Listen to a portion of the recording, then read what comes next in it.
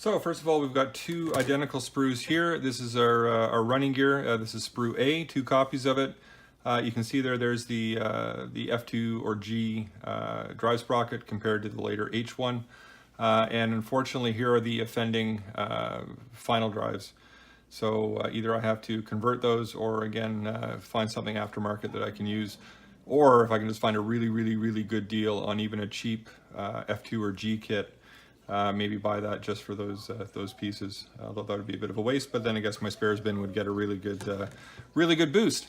So there's the two. Wheels are nice and crisp. I like that. Very good detail, very sharp edges around the edge of the metal and where it meets the rubber road wheels. Springs look good.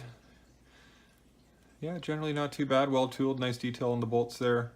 So that looks like it'll go together pretty smoothly. Nice recesses there on the bumper stops.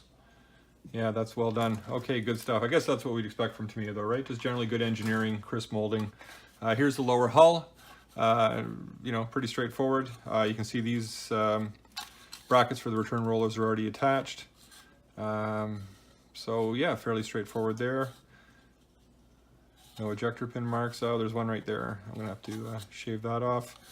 But other than that, yeah, nice and crisp. Good stuff, Tamiya. So now we're gonna get the upper hull, and you can see here, pretty standard, you know, late Panzer IV design, just the straight across hull, slight angles on either sides there. One of the engine deck ports is attached on later, which I guess means you could do some kind of open door if you wanted to put some engine detail in there.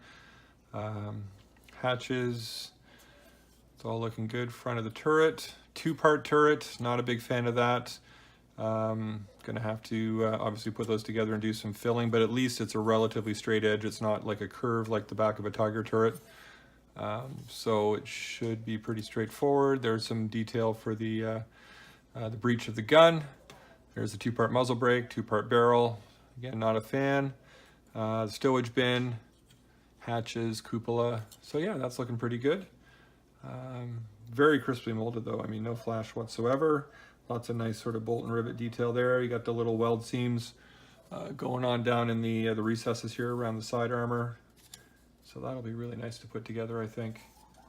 Next pin, next sprue now. So here's our front plate, rear plate. This is our non-winter commander. You can see we've got our Schertzen brackets there. Yeah, those look a little thick compared to what I would expect them to be at 1/35th scale. That is unfortunate, but I mean, again, I could go out and buy a aftermarket Schertzen kit for this, but I'm already, you know, I've blown my budget for the month with a bunch of new books, so I guess we'll hold off on that. The little side louvers there. Yeah, pretty good detail on the anti-skid there. And those fenders actually are relatively thin, and just with maybe a bit of sanding, we can get those thin enough that we could do some bending with a bit of heat or something like that. So yeah, generally good. Just unfortunately those Schertzen brackets are a bit on the chunky side, but we'll make do. Second rear plate, second front plate. You can see here's our bolt-on armor, which we will be using for the super early H's to get it up to 80 mil of frontal armor. The Schertzen plates, now this is interesting, they're actually beveled towards the edges, and my understanding with Schertzen were just thin sheets, about 5 mil sheets of metal, and I wonder if Tamiya has done this so that modelers, if they want to, will have an easier time trying to sort of bend the Schertzen.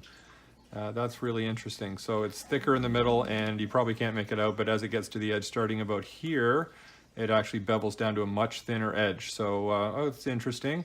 Lots of ejector pin marks all over the back of the Schertzen, and I guess that's understandable, given that, you know, they have to pop these bad boys out of the mold, and that's a big flat surface, and there'll probably be a lot of resistance and suction behind it. So you need those ejector pin marks, but they should come up pretty easy. They're not very deep. Actually, they're proud of the surface, so maybe a little scalpel blade and some sandpaper and we'll be okay. Bit of interior detail on the hatches if you do want to have them open. And there's our winter commander figure, and actually pretty decent detail. Little strings and folds and everything else in the fabric, so that's not too bad. We won't be using him either, but that's not the end of the world. We'll have him for the spares box, so good stuff there. Last sprue of the kit. And this is some of our accessories, spare tracks, tow hooks. Got some of our tools, our barrel cleaner. There's our MG34.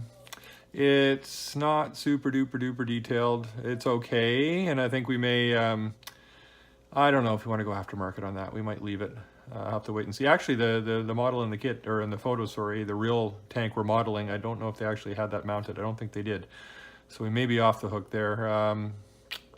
Yeah, so other than that, fairly good detail, nice crisp little parts. So yeah, that's it for the sprues.